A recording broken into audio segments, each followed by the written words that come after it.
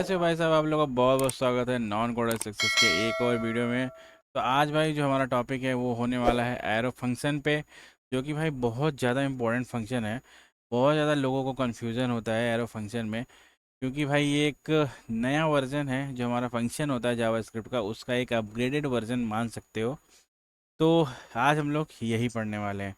तो अगर भाई आपने मेरा लास्ट वीडियो नहीं देखा दिस कीवर्ड पे, जो मैंने बहुत आसान वर्ड में भाई उसे एक्सप्लेन किया था, तो आप उसको ज़रूर जाके देखिएगा, क्योंकि दिस कीवर्ड बहुत ज़्यादा इंपॉर्टेंट होता है। ठीक है, और वो आपको मिल जाएगा लिंक यहाँ पे। ठीक है, तो चलिए करते हैं फटाफट वीडियो को स्टार्ट। मैंने भाई शुभम, मुझे है 8+ एक्सपीरियंस आईटी के अंदर, और अपने एक्सपीरियंस के बेसिस पे मैं आप लोगों को सिखा रहा हूँ प्रोग्रामिंग। और आप देख रहे हैं मेरी जावास्क्रिप्ट रोड मैप 2024। तो इस टॉपिक से रिलेटेड भाई जो भी इंटरव्यू क्वेश्चंस है, जो भी डॉक्यूमेंट है, वो सब कुछ मैं भाई वीडियो को डिस्क्रिप्शन में मेंशन करूँगा। तो आपको भाई कोई भी टेंशन लेने की ज़रूरत नहीं है, बस फोकस करना है भाई कि आपको कैसे समझना है कि क्या चीज़ होता है। ठीक है, तो चलिए आइए देखते हैं जो एरो फंक्शन है भाई। पहले ये देखते हैं कि ये होता क्या चीज़ है, कब आया और क्यों हम लोग इसको यूज़ कर रहे हैं। तो एरो फंक्शन जो है भाई ES6 का आपका फीचर है। तो ये ES6 में आया था, लगभग 2015 में इंट्रोड्यूस हुआ था ये। तो इसको यूज़ करने का पर्पज़ क्या है? मोस्टली जो पर्पज़ है भाई इसका यही है, इसको जो हम लोग फंक्शन लिखते हैं, हमारा जो फंक्शन होता है उसमें फंक्शन कीवर्ड होता है बड़ा सा, तो उसको सॉर्टर करने के लिए एरो फंक्शन बनाया गया है, जिसमें फंक्शन की जगह पे सीधा एरो ही लगा के डायरेक्ट फंक्शन को लिख दिया जाता है। तो यही है उसका जो मेन रीज़न है। बाकी अगर आप चेक करेंगे क्या बोलते हैं, क्या इनमें डिफरेंस है, डिफरेंस कोई बहुत ज़्यादा डिफरेंस नहीं है। थोड़ा बहुत डिफरेंस आपको मिलेगा जो मैं आपको इस वीडियो में बताऊंगा। ऑलमोस्ट सब कुछ सेम ही है, बस सिंटेक्स अलग है। ठीक है, चलिए देखते हैं पहले कुछ एग्जांपल जो आपको थोड़ा सा समझाते हैं। देखिए, मान लीजिए हमारे पास पहला एक एग्जांपल है यहाँ पे माई फंक्शन। ठीक है, ये अब देखो, ये भी एक फंक्शन है, लेकिन इसमें इसको एक ही लाइन में पूरा लिख दिया गया है। कैसे? यहाँ पे दो पैरामीटर ले रहा है, यहाँ पे एरो लगाया गया, यही है एरो फंक्शन, और A × B कर दिया गया और डायरेक्ट ये फंक्शन असाइन कर दिया गया। ठीक है,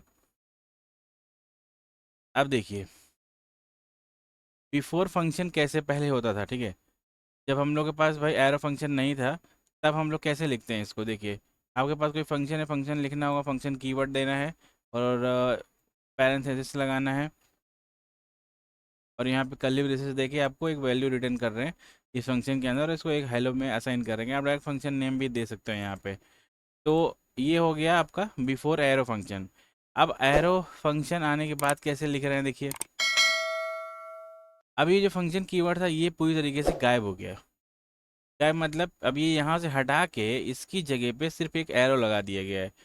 ये देखिए, ये जो पैरेंथेसिस ये है ऑलरेडी।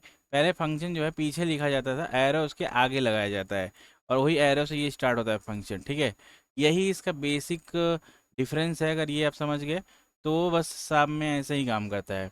ये जो फंक्शन देखिए आगे है, और ये एरो यहाँ पे पीछे लगाया है, देखिए।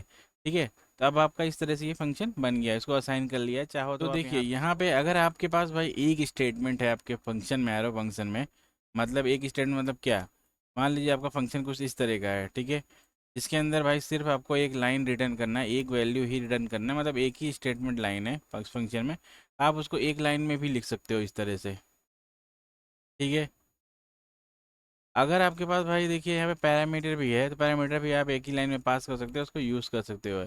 इवन अगर आपके पास एक ही पैरामीटर है, तो आप डायरेक्ट ये जो पैरेंथेसिस है इसको भी हटा के, ब्रैकेट हटा के, डायरेक्ट आप यहाँ पे उस वैल्यू को ले सकते हो जो पैरामीटर आप पास कर रहे हो एरो फंक्शन के अंदर। ठीक है, तो ये देखिए भाई इतना ज़्यादा शॉर्ट कर सकते हैं इसको। तो यही चीज़ है भाई, इसीलिए इसको एरो फंक्शन बनाया गया है मोस्टली, कि आप एकदम शॉर्ट से शॉर्ट लिखिए, कोई दिक्कत नहीं होने वाला है। तो what about this arrow function जो है भाई, उसके अंदर दिस कीवर्ड हम लोग जैसे फंक्शन के अंदर यूज़ करते हैं, यही है जो सबसे बड़ा डिफरेंस है एरो फंक्शन और नॉर्मल फंक्शन के बीच में। बाकी तो भाई बस वही सिंटेक्स का ही डिफरेंस है और कुछ नहीं है, बाकी आप कैसे भी उसको यूज़ कर सकते हैं। अब नॉर्मल जो फंक्शन होता है उसमें क्या होता है, जो दिस कीवर्ड होता है भाई वो ग्लोबल ऑब्जेक्ट को रेफ़र करता है, या फिर विंडो को रेफ़र करता है, या फिर जहाँ भी आप यूज़ कर रहे हैं उसको रेफ़र करता है। बट जो एरो फंक्शन है भाई, इसके अंदर कोई भी दिस की बाइंडिंग नहीं होती है। ये भाई हमेशा अपना जो फंक्शन का ऑब्जेक्ट है, उसी उसका जो ऑनर है खुद फंक्शन ऑनर एरो फंक्शन, क्योंकि एज ए ऑब्जेक्ट की तरह ये काम करता है ना, बस उसी को ये रेफर करता है। ठीक है। तो इसकी वजह से भाई यहाँ पे दिस का कोई काम नहीं है इसके अंदर। हम लोग इसको एग्जांपल से भी देखते हैं नीचे कि एग्जांपल से ये कैसे काम करता है। ठीक है, आ जाओ देखते हैं। यहाँ पे देखिए, मान लीजिए आपके पास पहला ही एक फंक्शन है, ये वाला।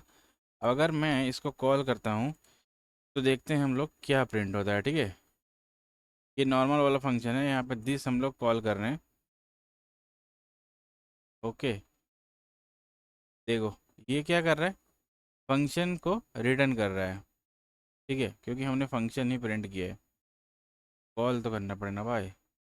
देखो यहाँ पे क्या हो रहा है, विंडो को रेफर कर रहा है। ठीक है, अब हम लोग अगर इसको चेक करते हैं एरो फंक्शन के साथ, हमारा यहाँ पे नीचे एरो फंक्शन, अब ये देखिए एरो फंक्शन क्या रिटर्न करेगा, ब्लैंक ऑब्जेक्ट। ब्लैंक ऑब्जेक्ट क्या है, ये जो एरो फंक्शन, ये एक ऑब्जेक्ट ही है, क्योंकि आपको इसको असाइनमेंट करना पड़ेगा। इसमें कोई होस्टिंग वाला सीन नहीं होता है, मतलब कि इसके अंदर भाई कोई डेफिनेशन नहीं होती है इसकी। तो ये एक तरीके से खुद के ऑब्जेक्ट को ही रेफर करता है।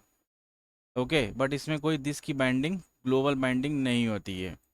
इस तरह से ये, यही एक डिफरेंस है भाई जिसके अंदर एरो फंक्शन वगैरह के अंदर। ठीक है, तो इसका यही है कि जब आप भाई नॉर्मल फंक्शन या एरो फंक्शन पे काम करते हैं, तो थोड़ा सा ध्यान रखिए कि भाई दिस की बाइंडिंग कहाँ पे किस तरह से काम करती है, क्योंकि एरो फंक्शन में बिल्कुल डिफरेंट होता है और नॉर्मल फंक्शन में डिफरेंट होता है। तो यही इसमें ध्यान रखने वाली बात है। बाकी तो सब कुछ नॉर्मल है। बाकी आपको मुझे लगता है समझ गए होंगे, कोई इसमें और ज़्यादा तिकड़म नहीं है। बस उसको सॉर्ट करने का ही एक तरीका है। आप यूज़ करिए, आपकी जो मर्ज़ी आप यूज़ कर सकते हैं। चाहे आप एरो फंक्शन यूज़ करिए, चाहे नॉर्मल फंक्शन यूज़ करिए। एरो फंक्शन यूज़ करने का ये फ़ायदा होगा कि ज़्यादा जितना जितना कम भाई आपका एस होगा, कोड का जो साइज़ होगा, जो वर्ड्स आप कम यूज़ करेंगे, उतना ज़्यादा पार्सिंग में फास्ट पार्सिंग होगी। तो यही सब रीज़न है, ताकि शॉर्टर से शॉर्टर लोग कैसे यूज़ किए जा रहे हैं कि हर चीज़ को कितनी शॉर्ट कर दिया जाए। इसी वजह से कि बाय डिफ़ॉल्ट आपका कोड जो है एक शॉर्ट ही रहे, ताकि उसको प्रोसेस करने में, कंपाइल करने में, सब में, हर चीज़ में वो अच्छे से फास्ट तरीके से प्रोसेस हो सके।